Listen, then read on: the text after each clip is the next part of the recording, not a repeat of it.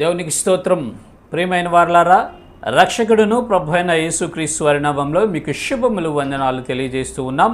దేవుడు మిమ్మలను, మీ బిడ్డలను, మీ కుటుంబములను దీవించి ఆశీర్వదించును గాక. ఆమెన్. God bless you. దేవునికి స్తోత్రం. హల్లెలూయా. ప్రియమైన దేవుని పిల్లలారా, దేవునికి అనేక గుణ లక్షణాలు ఉన్నాయండి. అనేక గుణ లక్షణాలు ఉన్నాయి. అనేకంగా ఆయనను స్తుతిస్తూ ఉంటారు. పరిశుద్ధుడు, పరిశుద్ధుడు అంటాడు. తేజోమయుడు, సత్యవంతుడు, బలవంతుడు, సర్వాధికారి అని మనము కొనియాడుతూ స్తుతిస్తూ ఆరాధిస్తూ ఉంటాము. అట్లాగే ఒక భక్తుడు దేవుని స్తుతిస్తున్నాడు. ఒక భక్తుడు దేవుని కొరకు ఒక గొప్ప మందిరాన్ని కట్టించాడండి. ఈ ప్రపంచంలో ఎవ్వరు కట్టించినటువంటి మందిరాన్ని సుందరంగా తీర్చిదిద్ది ఆ మందిరములో దేవునికి ప్రార్థన చేస్తూ ఆ మందిరం బయట ఈ రీతిగా మాట్లాడుతున్నాడు. చూద్దాము. మొదటి రాజుల గ్రంథము 8వ అధ్యాయము 27వ వచనము. నిశ్చయముగా దేవుడు ఈ లోకమందు నివాసము చేయుడు, ఆకాశ మహాకాశాలు సైతం నిన్ను పట్టజాలవు, నేను కట్టించిన ఈ మందిరము ఎలాగు పట్టును.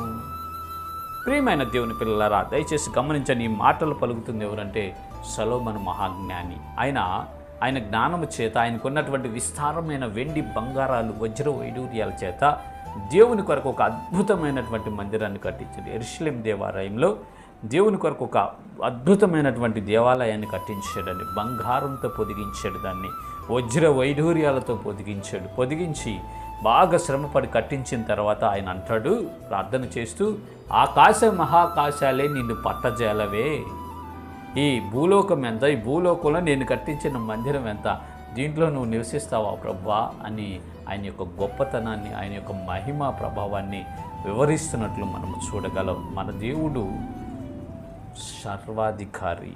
ఆయన అన్ని చోట్ల ఉండగలిగినటువంటి వాడు, అంత వ్యాపించి ఉన్నటువంటి వాడు. ఆయనను ఒక ఇంట్లోనో, ఒక బొమ్మలోనో లేదా ఒక దాంట్లోనో బంధించటం అసాధ్యం. అది పిచ్చితనం, మూర్ఖత్వం అవుతుందండి. ఆయన దేంట్లో ఉండేటటువంటి వ్యక్తి కాదు, నీ హృదయంలోనే ఉండేటటువంటి వ్యక్తి. ఆయన హస్తకృత్యములైన ఆలయాల్లో ఆయన నివసింపుడు, విగ్రహాల్లో ఆయన ఉండడండి, మన హృదయంలో ఉంటాడు. ఎవరైతే దీనుడై, నలిగిన హృదయం కలిగి, వినయ భావము కలిగి, వినయ విధేయతలు కలిగి ఆయన యందు వణుకుచూ ఉంటాడో వారి దగ్గర ఆయన ఉంటాడు, వారి హృదయంలో ఆయన ఉంటాడు. వారి వద్ద నేను నివాసం చేస్తానని దేవుడు సెలవిచ్చాడండి. ఆకాశ మహాకాశాలు ఆయన పట్టచాలు, ఈ భూగోళం ఆయన పట్టచాలదండి. అయితే గుప్పెడంట గుండెలో ఆయన ఉండి మనకు ఆయన సహాయం చేసి ఆయన నడిపిస్తాడు, బలపరుస్తాడు. ప్రియమైన దేవుని పిల్లలారా, హృదయపూర్వకంగా ఆయనను వేడుకొనండి. ఆయన కృప కొరకు కనిపెట్టుకుంటే ఆయన వచ్చి నీ వద్ద నివాసం చేస్తాడు, నిన్ను ఆశీర్వదించి గొప్పగా చేస్తాడు. ఇటు కృప దేవుడు మీ అందరూ కలుగు చేయనుగాక. ఆమెన్. God bless you. దేవునికి స్తోత్రం. హల్లెలూయా. Praise the lord.